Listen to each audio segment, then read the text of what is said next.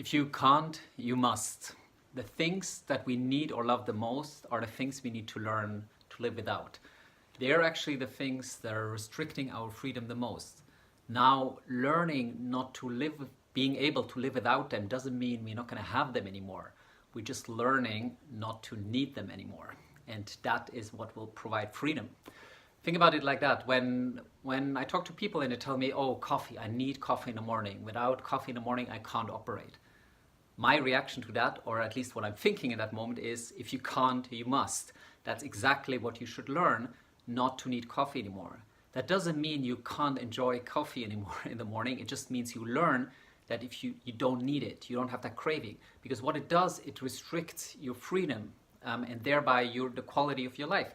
If you can't get coffee in the morning, you will get cranky, and then you have a reason why to get cranky because you didn't get your coffee, and so there's a dependency, there's an addiction, there's a need for it.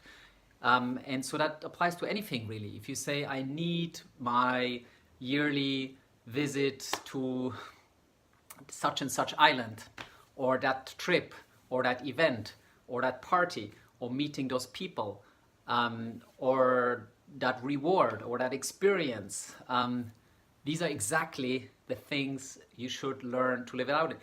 I was just coming back from a walk in the park with a friend, and on the way back I was thinking like, oh, should we go that way for me to get a coffee and a croissant, which are two things that I not that often enjoy, but occasionally I give myself the pleasure. Now you might think, oh my God, he must have such a terrible life, he's restricting himself. But the beauty is, once you learn that you don't need these things, it's not restricting yourself, it's freedom. Suddenly you have a freedom of choice.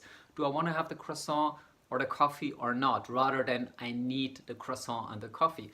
And in the end I decided, no, actually I'm fine. I don't need it, of course, but I'm not going to have it. And for me, these kind of small decisions are, every time I'm checking in with me, how much am I craving it? If I'm craving it too much, I'm actually restricting myself, just because basically it's a skill you train, and each time it's going to be easier for you, or in this case for me, to not need it that anymore. And then that skill for that specific, for example, for the coffee, then suddenly translates into all other things.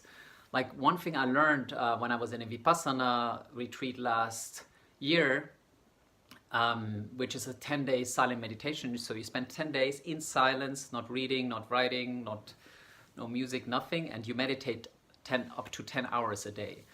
And obviously this is both a mentally and a physical painful process, because sitting in stillness for hours at a time is like, you're sitting kind of either in a lotus position or like, upright, and it's just back pain will ultimately come, no matter how used you are to that, and especially if you kind of restrict yourself to moving at all. And the other thing is obviously mental. Trying to quiet the mind is very challenging, especially at the beginning. And what I learned there is that actually pain that we feel in for example in the body is something that kind of, once we just accept it and the longer we endure it, kind of it subsides. So that the back pain I had, the longer I sit, at some point it would just go away. And it is a question of how much you attach yourself. If you're like, oh my God, my back is really hurting, it's hurting, well, it's gonna hurt. But if you're just like, okay, there's a sensation in my back and I'm just not gonna focus on it, I'm gonna go to stillness, then at some point it will just be a sensation. Because pain is just an interpretation by the mind. It's a signal from your body, and it's a negative one, and your mind can then decide how you interpret it, and you can control that. So why is that relevant? Because it's the same with like your needs, your cravings. You decide whether you attach to them and whether you let them guide you. It's basically your mind or your body says, I want something, food or anything else. I want to go on that holiday. I want to go out with that person, whatever it is. And you then decide, and that's the skill I'm talking about. You can learn to decide whether you actually give in to that or not. And that's freedom, because suddenly you have an option, right? Previously, you needed that coffee. You needed to have that. Otherwise, you're not going to be happy. Otherwise, life is going to be shit. And now you're like, oh, I can have that and I would enjoy it, but today, no, I'm not gonna have it. And the more you do that, the easier it will be to say no to things. And because sometimes you can't have what you want, right? And if you're happy with just accepting that, suddenly your life is going to be so much better. So it's really, really getting rid of all the things that you say you need. And the beauty about it is when you then get them, they're going to be much more fun and much more enjoyable.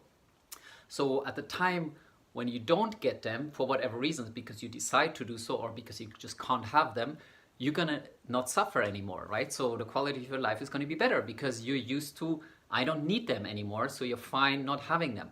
And when you get them, you're gonna take even more pleasure in them because it's not a need-based, it's like it's something you enjoy, it's like a kind of a bonus. And also, thirdly, because you don't have them so regularly as a result anymore, you're gonna take even more joy when you have them. And so whenever you say, I need such and such, or I want my food such a way, or I need to drink alcohol in the evening, or all of these things, I'm not saying or proposing to stop having those. I mean, that's part of a beautiful life experience that you can enjoy all these things. But the moment you say, I need something, and that's why you justify your behavior because my body needs it or so, that's BS. You don't need any of these things. Actually, there's very, very few things that you need. You need water and food, but food you don't even need every day. Our body's extremely resilient. And we kind of always like, oh my God, I'm so hungry, I need breakfast right now. BS, you don't need breakfast. I'm not eating breakfast. You're just used to, so your body will say, I'm hungry, and you feel because your body is saying, I'm hungry, it means you should give it food. But that's not the case. Your body is just used. It's all habits. So the coffee, the same thing. You have that craving. Your mind is saying like, I want coffee. I get coffee every morning. I need coffee now. You don't need coffee. But again, to unlearn something, either to create a new habit or to unlearn something that has become habitual, that is kind of the difficulty. So you have to do it for, depending what it is, a week, a couple of weeks, a month. And then suddenly you're going to be free of that desire. And that's going to be such a rewarding feeling, right? You can actually choose whether or not you're having coffee. And once you have trained that, it's very liberating because suddenly you realize, oh, I can control my desires. And that's really empowering. And then as a result, it will be even more pleasurable when you decide to have it. And it's also you're gonna take pleasure in the ability of being able to say no. And every time, so once you are at that level, every time kind of that craving comes up too strongly again, that's the time when you want to restrict yourself again, to kind of hone in that skill again. And now you might think like, oh my God, this sounds awfully painful.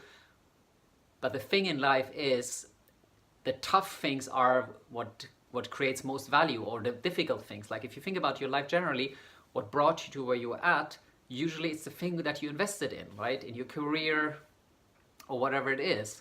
And so here the same thing, if you invest in that skill of being able to say no, initially it's going to be difficult, and you don't have to start with the hardest thing. Start with something that comes more easy, and then you're going to have a success reward moment, and you're going to say, okay, now I'm going to tackle something more dramatic, maybe stop smoking, etc. And ultimately, it is just the decision. You need to be convinced it's the right thing. You need to fully believe that you can do it, and then you just take massive action immediately. And then there's no going back. You just make the decision. Okay, I'm not going to have coffee anymore for the next month in the morning. That's it. And then you just do it. You don't question it. It's not like, oh, I start next Monday. No, you start right now in that moment, and then there's no going back. And what you'll find when you do that is it's incredibly liberating. It's hard, but it's like investing. You need to make the work. But then once you do, you get freedom. So pick something that you're struggling with. Maybe not the biggest thing, but pick something that you're struggling with. Give it a try for a couple of weeks. Not a try, but do it for a couple of weeks, and then you will see you really don't need it anymore. And then you will realize you can do that with anything in your life. And then you will realize life will never be the same again.